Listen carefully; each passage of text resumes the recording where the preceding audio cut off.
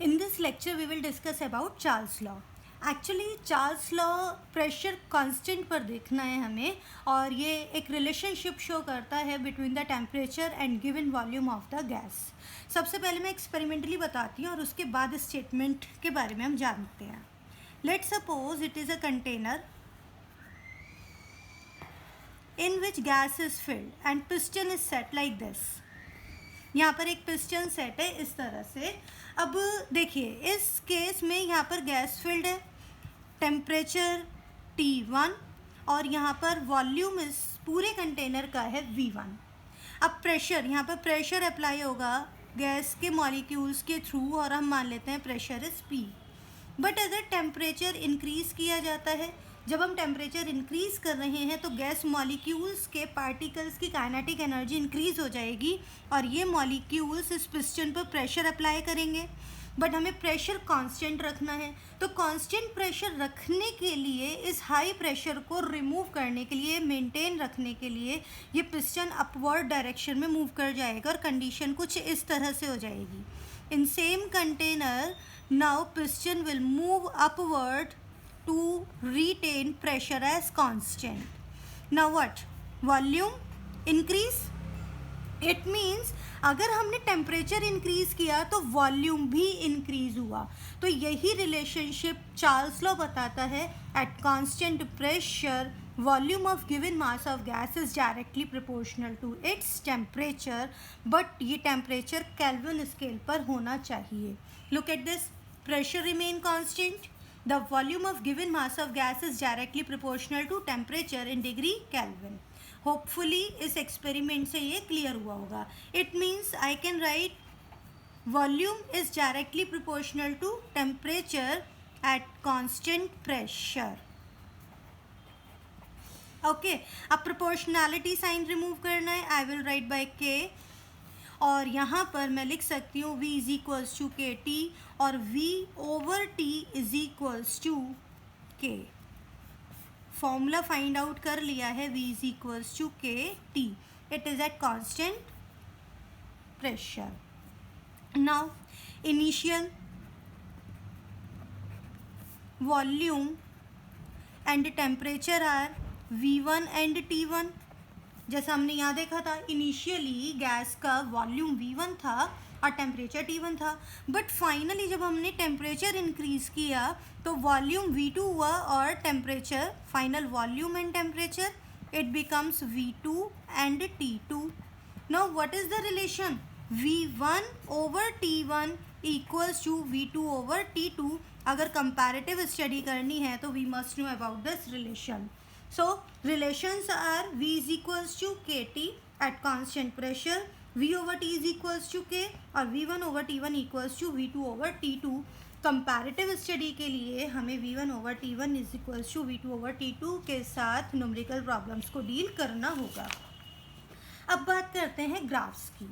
हमने ये बोला volume is directly proportional to temperature. It means अगर मैं वॉल्यूम और टेम्परेचर के मिड ग्राफ लेती हूँ और temperature must be in Kelvin scale like this, तो ग्राफ कुछ इस तरह से आएगा. अब प्रेशर कांस्टेंट है, that's why this graph is known as isobar. Isobar का मतलब कांस्टेंट प्रेशर. कांस्टेंट प्रेशर पर graph between the volume and temperature in Kelvin scale gives out a straight line.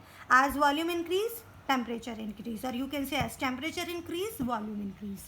but अगर यही ग्राफ डिग्री सेल्सियस स्केल पर लिया जाए तो graph कुछ इस तरह से आता है, लाइक दिस आएगा. तो straight line, but it is something like this, एक इंटरसेप्ट के थ्रू आएगा. अब जब इस इंटरसेप्ट को बैक साइड डायरेक्शन में मूव किया जाता है तो यहाँ पर पॉइंट -273 डिग्री सेल्सियस पर वॉल्यूम ज़ीरो होता है.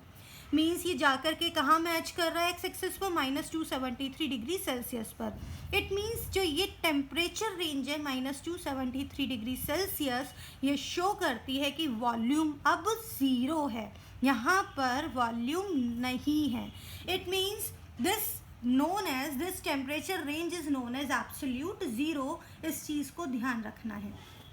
देखिए at -273 degree Celsius will have no volume और no zero volume.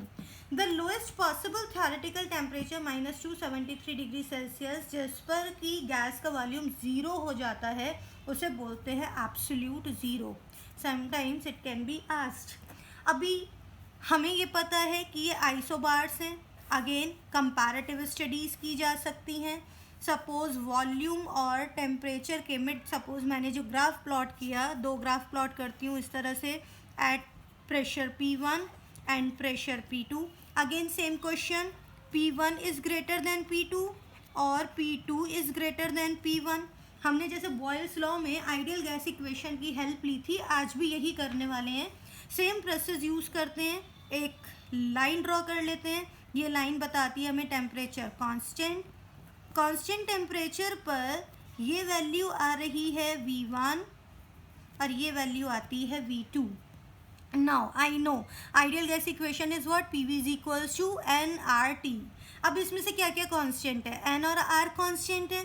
Hand to hand हमने टेम्परेचर भी कांस्टेंट कर दिया है, तो nRT कांस्टेंट है। It means PV is equals to constant, temperature तो हमने कांस्टेंट किया है। अब हमें किस किस को कंपेयर करना है, प्रेशर और वॉल्यूम।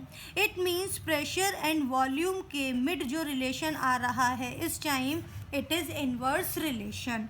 अब मैं V2 और V1 को कंपेयर कर सकती हूँ। I know that V2 is greater than V1। अब रिलेशन इनवर्स है, इसका मतलब P1 is greater than P2। Answer आ गया। Which option is correct, P1 is greater than P2। तो ये था graphical verification of the Charles law. You have to remember, in Charles law pressure remain constant and it gives the effect of temperature on the volume of given mass of gas.